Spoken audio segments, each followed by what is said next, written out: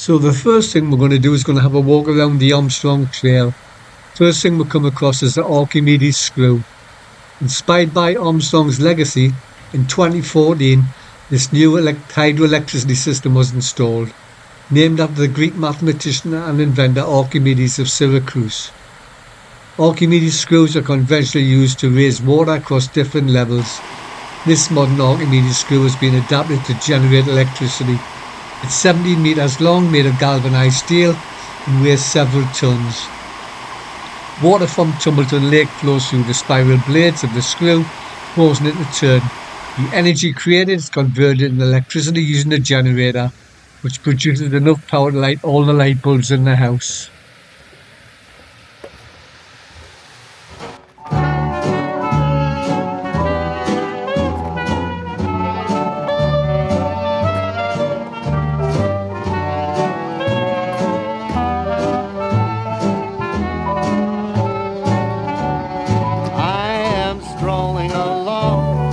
minding my business, humming a song. I'm happy by myself, not a care in the world. This is a life, just me, myself, and I am watching the clouds up in the sky, all but laughing out loud. I'm telling you why I'm living the life, just me, myself, and I used to think that life was cold and lonely when you up and left me, sadness overwhelming me. I'm out and about, painting the town red, I'm coming around. There ain't no doubt about it, I'm no longer blue. So glad we are through, just me, myself, and I. Cragside House sits on a rocky outcrop surrounded by trees. It's a true masterpiece of late 19th century architecture. Lord and Lady Armstrong were a visionary couple and commissioned the era-defining architect Norman Shaw to create their dream home. The Armstrongs Shaw worked to extend Cragside over 25 years. Originally a modest fishing lodge, they transformed it into a fantasy castle of luxury and convenience. The first house at Cragside was relatively modest, with only 2 stories. It was a picturesque house rather than a grand country house. Its interiors were homely and conventional, decorated with wallpaper and catalogue furniture. As the house was extended, certain marvels were installed, such as a plunge bath, a central heating system, dramatic turrets and towers were also added to the house. Inside, the interiors were lavish, combinations of exotic fabrics, Gothic carving and pre-Raphaelite stained glass. An extensive gallery housed natural history specimens and contemporary art. The house's technical wonders were equally as impressive as its architecture, and made possible by William's experiments with hydroelectricity.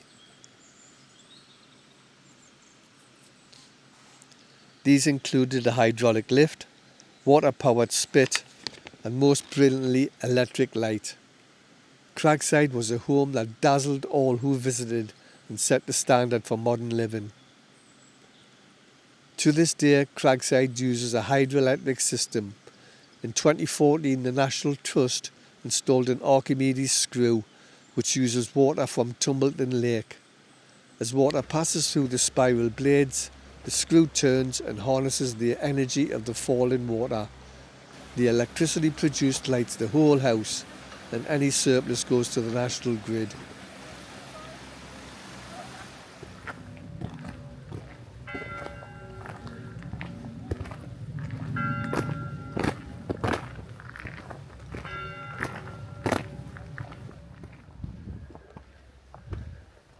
So we're making our way up these steps to the formal garden. Slow climb.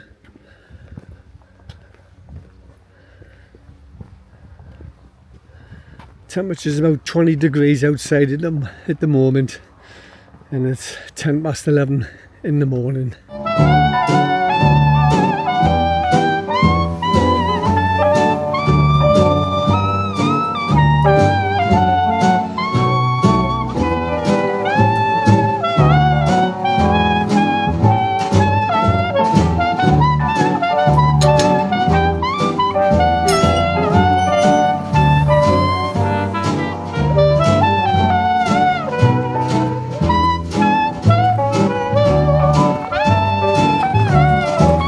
Last night I cried, I thought I'd die without you.